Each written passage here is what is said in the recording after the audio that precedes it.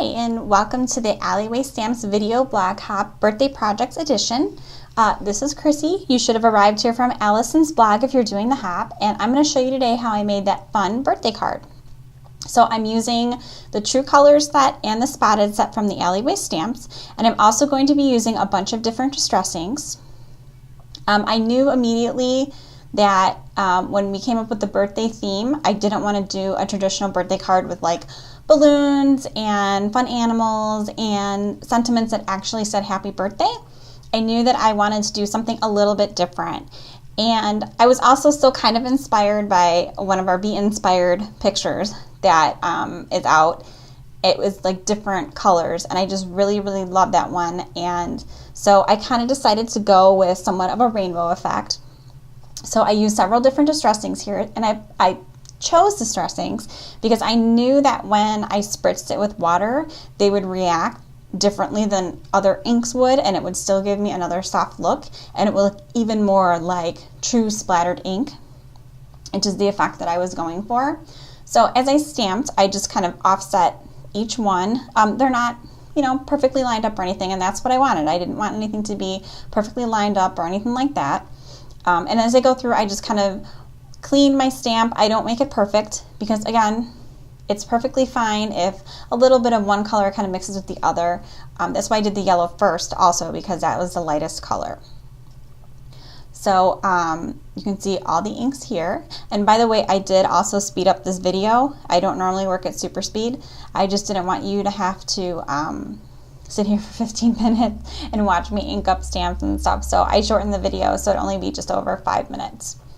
So after I did the big ink splashes, I decided to go in. This set is so much fun because it also has like those little dots and little splashes of ink color as well. So you can really make it look like just, oh, look, I took a paintbrush and do kind of faux watercolor effects. And that, to me, is one of my favorite things about this set. So after I stamped everything, I just went in and I just kind of spritzed some water on it. And then I just kind of moved it around. I was perfectly fine if the colors kind of mixed together, if they blended together. That to me made it look even more like real watercolor. And I also took a water brush. Now I don't usually keep water in my water brush just because lots of times it seems like too much comes out when I go to use it. So I actually keep water off to the side, or I spray directly and just kind of use the brush as a regular paintbrush. I know that probably defeats the purpose of having it, but I don't know, that works for me most of the time. Then I just took my heat gun. I don't like to wait, and I knew that also I was going to stamp on top of this. So if I waited, not only would it take too long, I was kind of worrying about it maybe buckling because I didn't use watercolor paper. So, and this is just proof that you don't have to use watercolor paper with distress inks to get it to look like watercolors. So I used some VersaFine Black Onyx ink, and I used a sentiment from Spotted, and again, it says cheers, which can mean several different things.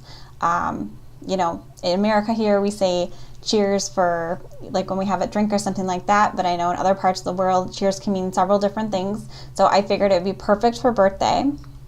And then I just went in and I added some splatters using some black spray mist. I just take the opposite end, I pull it out and I just kind of flick it on, and then I use my heat gun again, and that was strictly for this video. I just kind of wanted to speed it up.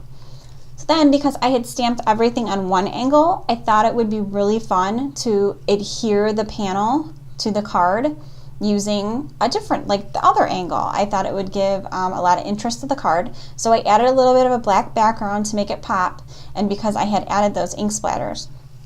And then because I was worrying a little bit about my paper buckling, I went and I used some score tape and some heavy duty red tape that I have. It's from Crafter's Companion. And that stuff, I'm telling you, once it sticks, it does not come off.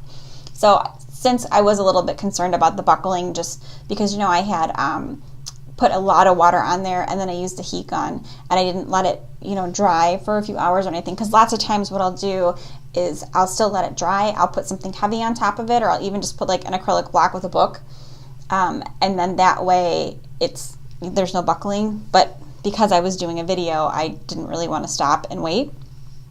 So I used my red tape, and like I said, it's super duper strong.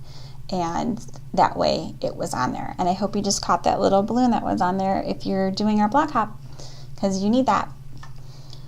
So here I just cut the tape off. It's not like score tape where you can peel it or rip it off. You actually have to use scissors to cut it off. And the scissors that I use, by the way, are Stampin' Up scissors. Those are the scissors I use for fussy cutting. They're super, super strong. So there's the finished card. And then here's a sneak peek of Christine's card. She's next up on the hop. Thanks for stopping by.